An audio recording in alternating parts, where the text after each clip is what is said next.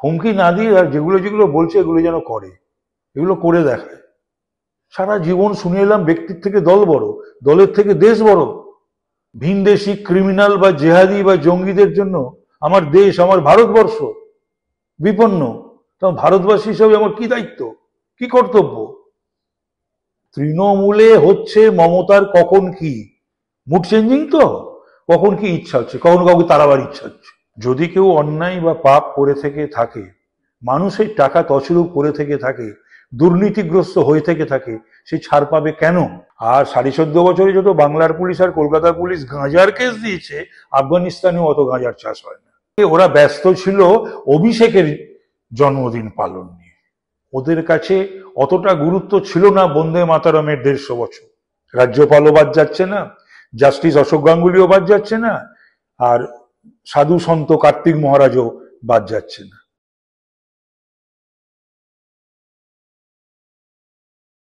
এই যে হুমকি টুমকি দিচ্ছে এই তথাকথিত তৃণমূলের দুর্বৃত্তরা বা তৃণমূলের পদাধিকারীরা বা যারা যারা তৃণমূল করে, হুমকি না দিয়ে আর যেগুলো যেগুলো বলছে এগুলো যেন করে, এগুলো করে দেখায়। এরকম হুমকি বাংলার মানুষ এর আগে অনেক দলের কাছ থেকে, অনেক যারা সংসদীয় গণতন্ত্রে বিশ্বাসী তাদের কাছ থেকেও শুনেছে, যারা সংসদীয় গণতন্ত্রে বিশ্বাসী ছিল না তাদের কাছ থেকেও শুনেছে। তো সব হুমকি টুমকি দিয়ে কোনো লাভ হবে না।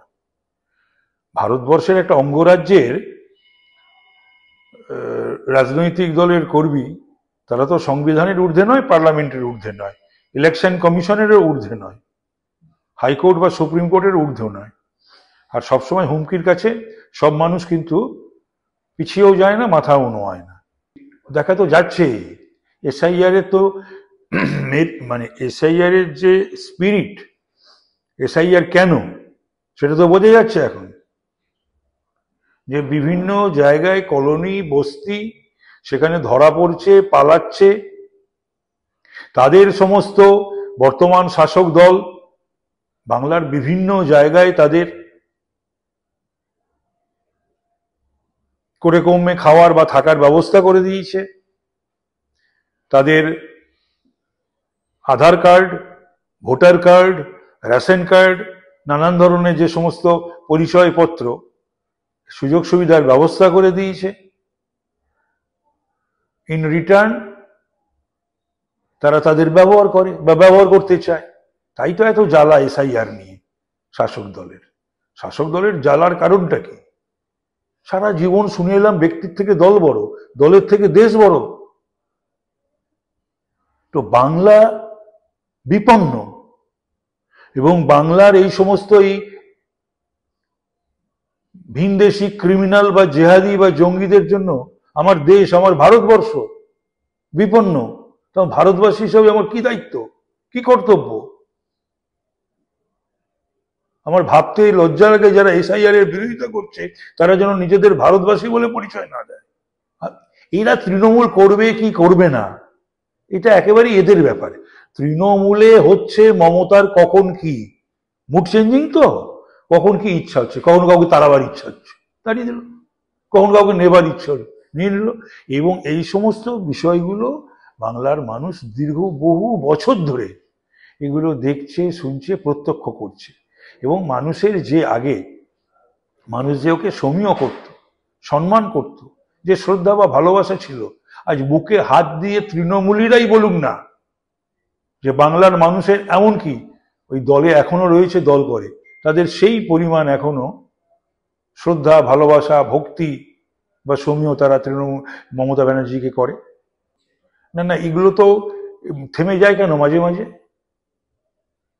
যদি কেউ অন্যায় পাপ করে থেকে থাকে, যদি কেউ অন্যায় বা পাপ করে থেকে থাকে, মানুষের টাকা তছরূপ করে থেকে থাকে, দুর্নীতিগ্রস্ত হয়ে থেকে থাকে, সে ছাড় পাবে কেন?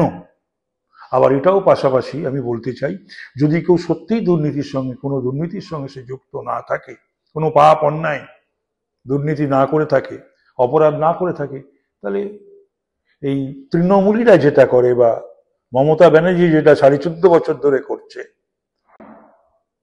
এই কাউকে মাওবাদী, শ্লীলতাহানি কেস দিয়ে দিচ্ছে, রাজ্যপালও বাদ যাচ্ছে না, জাস্টিস অশোক গাঙ্গুলিও বাদ যাচ্ছে না, আর সাধু সন্ত কার্তিক মহারাজও বাদ যাচ্ছে না। আর 14.5 বছরে যত বাংলার পুলিশ আর কলকাতার পুলিশ গাঁজার কেস দিয়েছে, আফগানিস্তানেও অত গাঁজার চাষ হয় না। তো এগুলো তো অন্যায়, এগুলো তো পাপ। যদি কেউ কোনো অন্যায় না করে থাকে, তার বিরুদ্ধে কোনো পরিকল্পিতভাবে সাজিয়ে কোনো কেস দেওয়াটাও যেমন পাপ, আবার যদি কেউ পাপ করে থাকে, অন্যায় করে থাকে, দুর্নীতি করে থাকে, তাকে ছাড় দেওয়াটাও সমপরিমাণ বা তার থেকেও বেশি পাপ বা অপরাধ। না না, মুশকিলটা হচ্ছে যে গতকালকে ওরা ব্যস্ত ছিল অভিষেকের জন্মদিন পালন নিয়ে।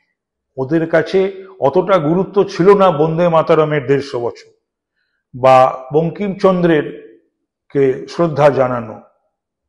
বন্দে মাতরম কজন জানে? আনন্দমঠ কজন পড়েছে তৃণমূলে? কজন পড়েছে? এবং ওটা তালাবন্ধই বা থাকবে কেন? ওখানে তো কলকাতা পুরসভার বা রাজ্য সরকারের তারা অনুষ্ঠান করার কথা ছিল, বা সাধারণ পাবলিককেও, পলিটিক্যাল ওর অ্যাপলিটিক্যাল, সাধারণ পাবলিককে অ্যালাউ করা উচিত ছিল তাদের শ্রদ্ধা জানানোর, বঙ্কিম চট্টোপাধ্যায়কে প্রণাম জানানোর, শ্রদ্ধা জানানোর। সেটা বন্ধ করে রেখেছিল। শুধু তাই নয়, আমরা ওখানে প্রোগ্রাম করব বলে তার আগের দিন থেকে ওখানে যত রকমের বদমাইশি শুরু হলো, এবং আমাকে থানাতে ফোন করতে হয়েছিল, কথা বলতে হয়েছিল। ওটা আমার বাড়ির পাশেই বা পাড়ার পাশেই, এবং সেই রাস্তাটাকে পুরো খুঁড়িয়ে দিল,